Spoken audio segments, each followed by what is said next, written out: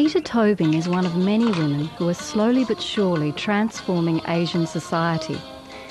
She lives in Jakarta, Indonesia, where she's been a journalist for over 25 years.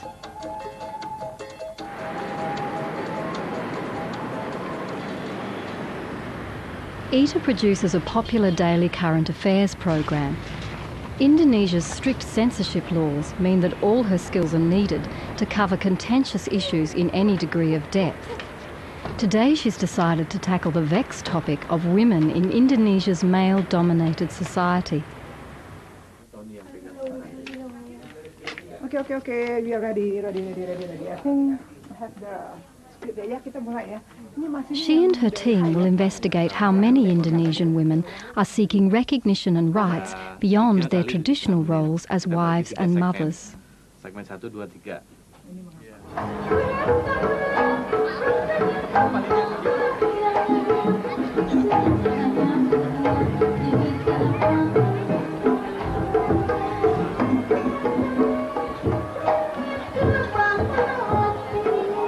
Now Ita takes up the story at a local wedding. When we see weddings like this, we get a picture of how women are supposed to behave in our society, bowing to the man, washing his feet. Yet I'm telling you, this newly wedded wife will be very reluctant, very hesitant about playing the role her mother once played. Why? Because things are changing here. The economy is booming, and Western values are seeping into society. And women are playing a key role in this change. They are finding their voice and slowly but surely reshaping the traditional male-dominated culture of Indonesia. How? By challenging the law, the church, and the state in ways which will promise a very different life for their daughters. I know what you're thinking. Well, everybody knows about the girls when they've been drinking, ready to shake it, but as they break in your ring, I am a lady of sin. So just open up your wallet and let my fingers fly in as I take out another crispy mold. Now I know as I lift you out, scream without a paddle as I watch you sing. I ain't gonna think or trip, cause I ain't on the love for grip.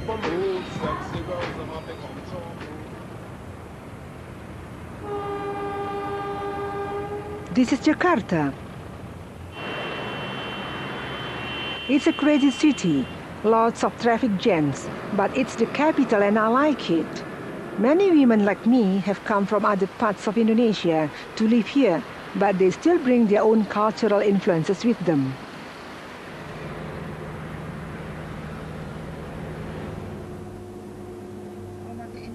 Take Nur Syahbani Kancasungkana.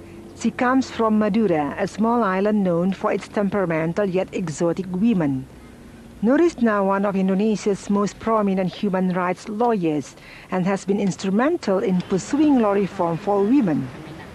Problem yang dihadapi perempuan Indonesia saat ini tidak saja menyangkut problem yang berkaitan dengan budaya, tapi juga berkaitan dengan struktur sosial, ekonomi, politik yang mempengaruhi kedudukan dan peran perempuan, dan itu lebih banyak diakibatkan oleh proses industrialisasi di mana banyak sekali kebijakan yang lebih memfasilitasi para pemilik modal daripada para perempuan yang bekerja, itu khususnya bagi wanita bekerja. Santi Pusposucipto is one of the new breed of Asian entrepreneurs. Her grandmother came from the Minangkabau people in West Sumatra, who are known for their matrilineal culture. Santi is keeping up the tradition by managing a large communications corporation. If you talk about women in general, I would say, especially in the Asian culture, women are good at financial management or at managing. Men or boys has always been prioritized in the family. So you are born as a girl in the family, then you have to take care of everything, you know, the cleanliness, the tidiness of the house. So it's something that you grow with it, which not realizing if you go into a business environment would also be required. Itu bicara tentang sesuatu yang sangat pelik dalam agama, karena ada ayat Al-Mu'minun ayat 12 sampai 14. Saya ingin salah satu dari kalian membacakan ayat ini. Liz Marcus grew up in a small Javanese village where her father was an Islamic preacher. She's now a community educator who is dedicated to reinterpreting the Quran from a feminist perspective. Ketika negara-negara Islam menjadi negara-negara jajahan oleh Barat dan begitu takutnya dengan Barat sehingga mereka mencoba melindungi perempuan dengan cara-cara yang dipikirkan oleh laki-laki. Maka Anda lihat kemudian di negara-negara Islam perempuan menjadi subordinat, perempuan menjadi orang kelas 2 dan orang yang di dalam rumah. Mereka dibatasi geraknya atas nama on behalf of perlindungan mereka terhadap perempuan.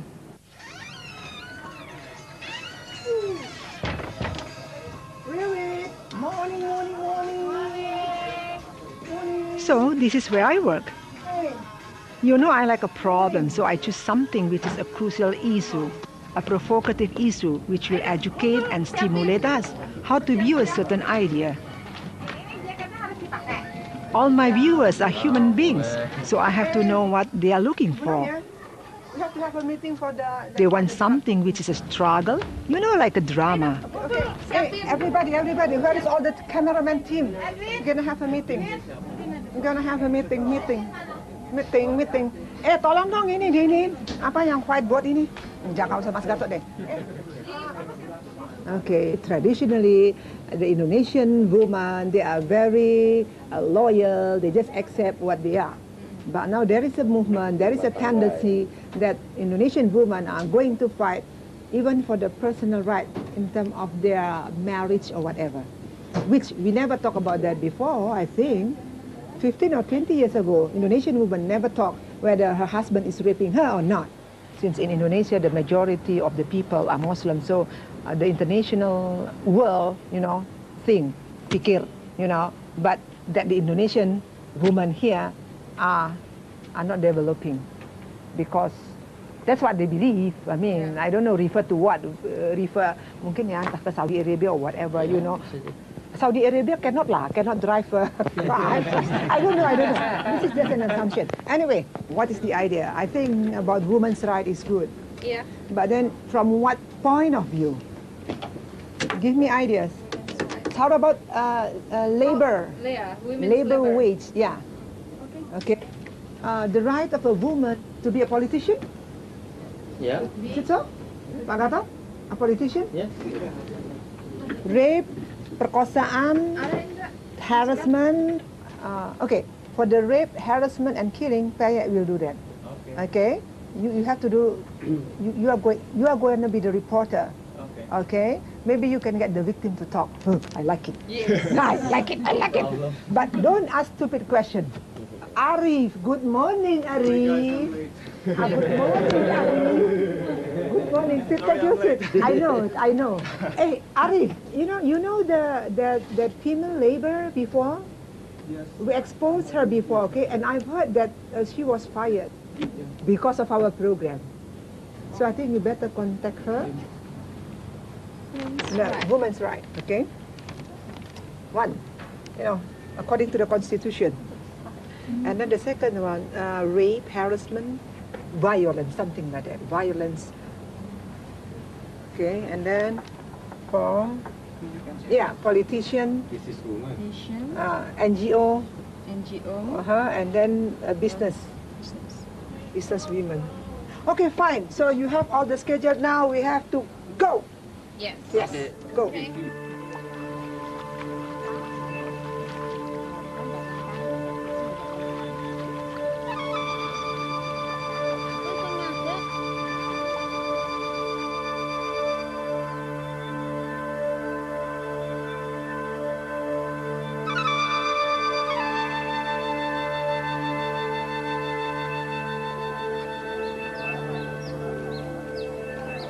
Borobudur is one of our oldest temples and is a must for most Western tourists.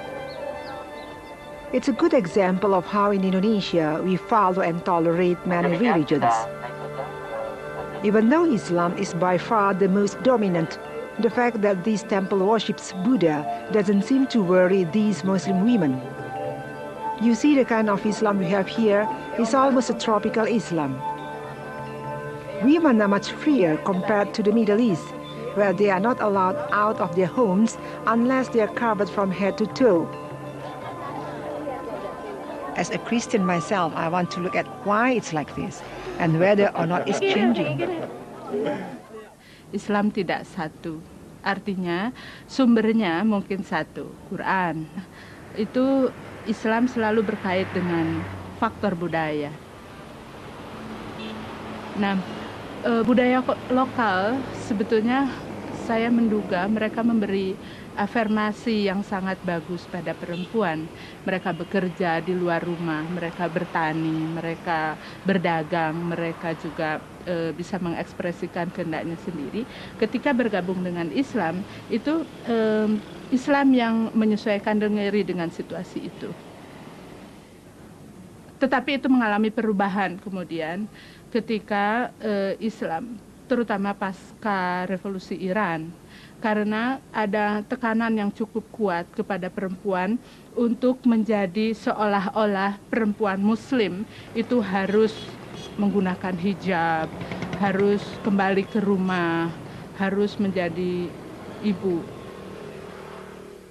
Buat perempuan Islam, menurut saya itu mereka mengalami kebingungan luar biasa. Luar biasa, karena mana yang sebetulnya cocok buat saya sebagai perempuan Islam. Apakah saya harus tinggal di rumah? Itu yang sesuai dengan ajaran Islam. Atau saya boleh keluar?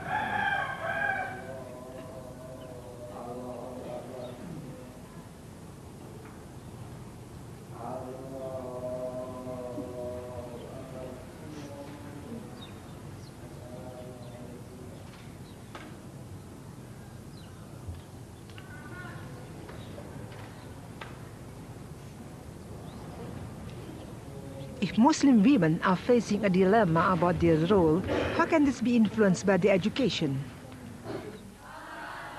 Here we visit a traditional Islamic boarding school known as a pesantren. Hundreds of these schools exist throughout Indonesia.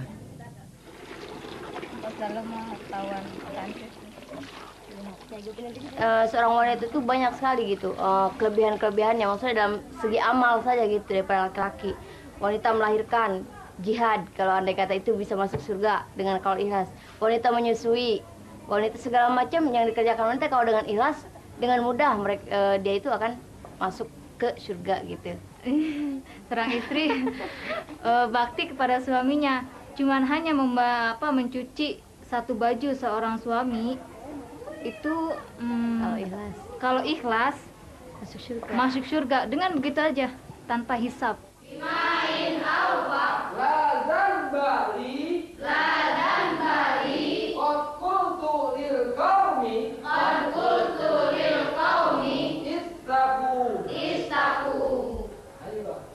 Memang ada persoalan besar dalam persoalan pendidikan pesantren. Metodenya juga sangat tidak menarik gitu ya. Penyatuan unsur api itu bisa memanaskan, ada kalanya. Kitab yang mereka baca adalah sebuah kitab mengenai peran perempuan yang ditulis pada awal abad ke-19. Contohnya adalah di dalam kitab itu disebutkan mengenai darah istihadah. Darah istihadah adalah darah yang keluar setelah masa menstruasi. Kalau menstruasi itu 7 hari, lalu perempuan masih berdarah setelah di atas 7 hari, orang percaya bahwa berdasarkan kitab itu, orang percaya bahwa itu adalah darah yang datang dari setan. Emang kami lagi nggak sholat, lagi haid, keluar darah kotor gitu. Sholat tuh nggak boleh. Seperti puasa, ibadah yang lainnya juga nggak boleh. Puasa, sholat, terus apa lagi ya? Apa lagi? Ya, puasa, sholat di antaranya itu nggak boleh. Karena sholat dan puasa itu hanya untuk orang-orang yang suci. Bukan berarti kita penuh najis, enggak. Itu karena di hadapan Allah itu kita itu kotor gitu. Kalau di depan manusia kan seperti biasa kan bersih kan. Coba Anda bayangkan, sekarang, abad seperti sekarang ini, saya bekerja dengan komputer, begitu ada TV dan lain sebagainya, mereka masih percaya pada hal-hal yang seperti itu, gitu.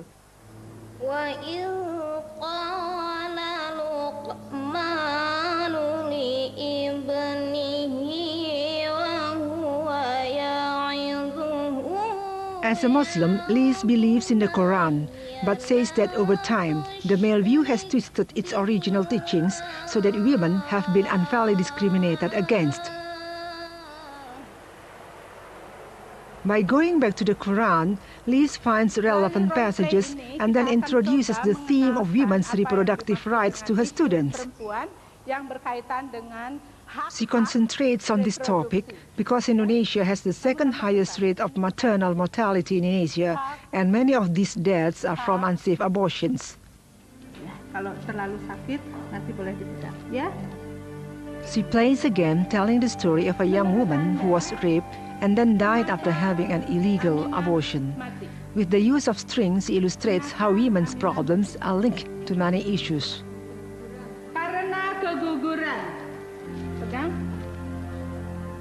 Karena siapa lagi? Kenapa Aminah mati? Persisnya apa yang dibilang ekonomi di situ? Karena miskin. Oke, kenapa Aminah miskin? Kenapa dia tidak mendapatkan pendidikan? Sosial budaya apa maksudnya, Mbak? Ada lagi? Malu. Kenapa malu dia? Malu luar kandungan. Terus apa lagi? Malu, terus dia pulang. Kondisi keagamaan. Ya, karena faktor keagamaan. Ya, faktor agama, Mbak. Anda. Faktor agama. Faktor apa lagi tadi yang terakhir? Penindasan. Kenapa Anda bilang penindasan? Diperkosa. Kenapa dia sampai diperkosa? Dianggap membela hak-hak buruh perempuan, ya. Jadi artinya persoalan politik, berkaitan dengan persoalan politik. Baik, oke. Menurut Anda, Aminah, apa yang Anda rasakan sebagai Aminah? Sakit dan tidak berdaya. Tidak berdaya, tidak tahu harus keluar bagaimana caranya. Sakit, putus asa, tertekan, tidak berdaya. Oke, kasihan Aminah. Tepuk tangan buat Aminah, boleh dilepaskan. Oke, silahkan duduk kembali.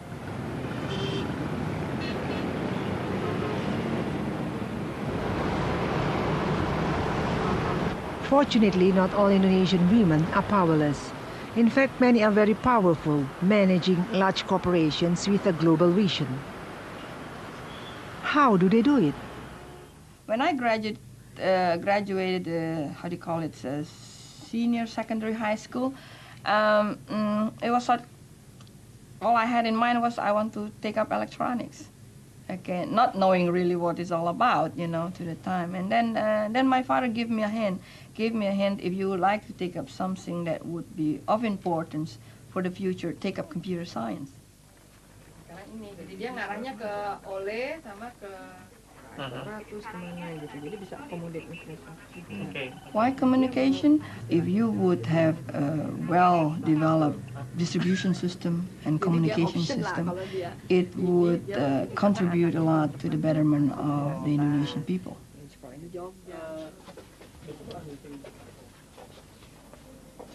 The basic thing in business is to make profit, and the other thing is we do care about our employee. So one of my father's philosophy is for everybody who works with us, they have to have sufficient, in Indonesian they call it cukup sandang, pangan, and papan. That means you have enough clothing, you have enough to eat, and you have a roof on top of your head. Those three items are key and so we try to provide those facilities for our employee, because we believe if one is not at ease at home, not comfortable at home, we don't have the right to expect that they would be comfortable at their working place. How many seconds that you want? How many seconds that you want? I'm sorry, 15 seconds. Okay, ready? Pemirsa, Nur Syahbani, seorang pengacara terkenal, seorang wanita pengacara pengurangan. Oke, wait. Concentrate. Go. Pemirsa, Nur Syahbani, seorang pengacara wanita terkenal yang selalu memperjuangkan hak-hak wanita, malam ini akan memberikan Open your mouth after you sing. I'm very demanding to my reporters when it comes to the selection of issues and saying it to camera in 15 seconds. Filming a public talk like this is always difficult. So many ideas that have to be covered in 1 minute of TV. Di samping tidak sensitif gender, tidak sensitif kepentingan perempuan. For example, here Nur Syahbani is talking about gender inequality. So what I will do is get my reporter Diana to ask her where this attitude came from. Apakah ada karena budaya wanita Indonesia untuk selalu nunut dengan apa kata sang ayah atau apa kata sang suami? Ya, itu saya kira ungkapan yang masih ada di masyarakat, terutama masyarakat Jawa ya. Apapun yang terjadi pada suami kita harus ikut. Tapi dalam aktualisasinya itu artinya bahwa perempuan itu harus selalu tunduk pada kemauan suami. Lalu bagaimana dengan karir itu, peranan ibu juga sebagai istri dan ibu dari 3 anak ya Bu ya, itu bagaimana membaginya? Ya, saya kira ini pertanyaan klise yang selalu diajukan pada saya. Makanya I know the game. I don't have to say that. Tapi saya mau ini loh, gimana caranya kerjasama kalau misalnya mau menampilkan slide-slide kecil misalnya. Bantulah banjir di Kerinci. Enggak ya misalnya. Oh iya yes. Ya semacam itu, tapi untuk perempuan misalnya pelecehan seksual adalah kejahatan gitu misalnya. Gitu. Segitu. Gimana caranya? Boleh. Tapi Diana. Sebentar, saya juga nggak tahu ini kerjaannya. Wartawan saya. Dia sama saya udah setahun. Tadinya di Detik.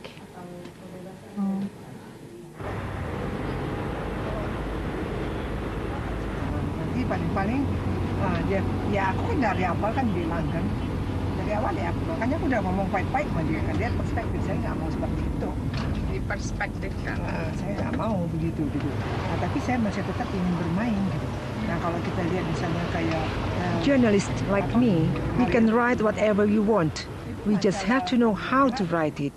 We use a system of self-censorship if we want to remain open under Indonesia's press law.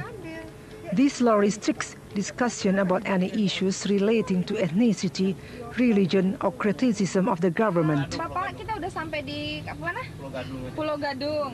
Dari Pulau Gadung ke arah mana? So everybody has to be very careful. Sometimes we get a prediction. You can smell the wind. We don't have spring and we don't have winter, but we can still smell. Enggak jauh ya? You have to be very sensitive, otherwise you get closed down. Dekat daerah Trako itu. Ini macet ya?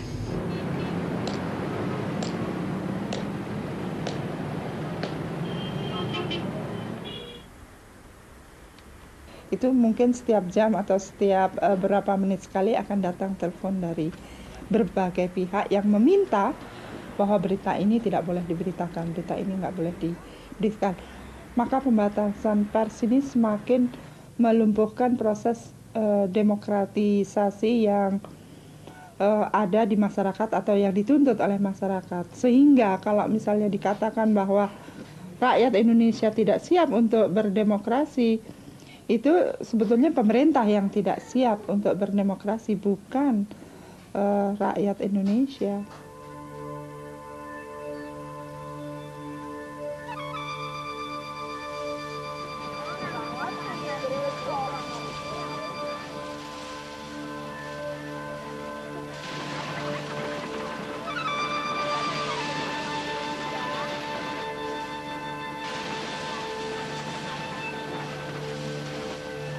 Living in Jakarta, it's easy to forget that most Indonesian women live in villages.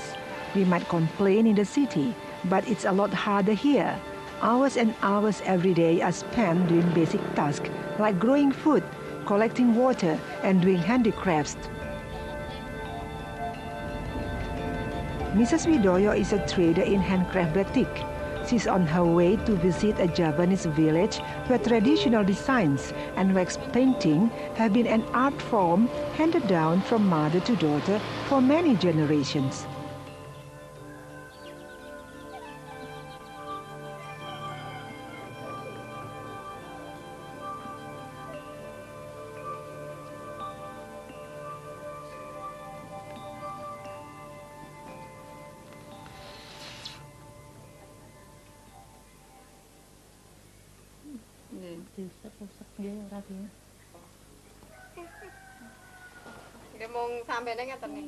Kan tadinya saya juga pedagang batik, belum bikin.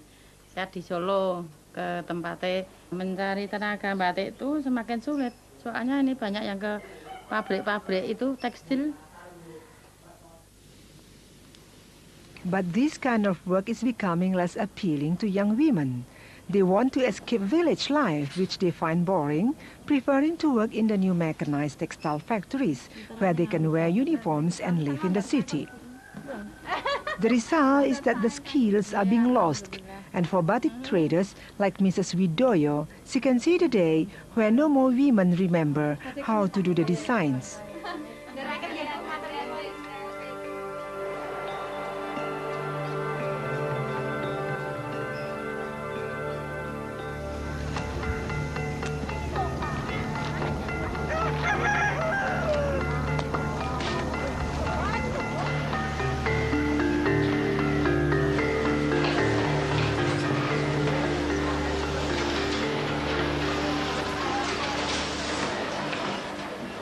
So what happens to these young girls when they reach Jakarta?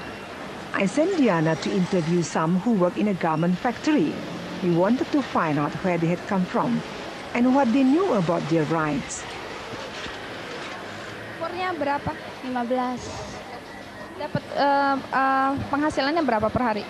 Per hari 4.400. 400. Iya. Kenapa kerja di sini? Nggak tahu. Iya. Kamu tahu nggak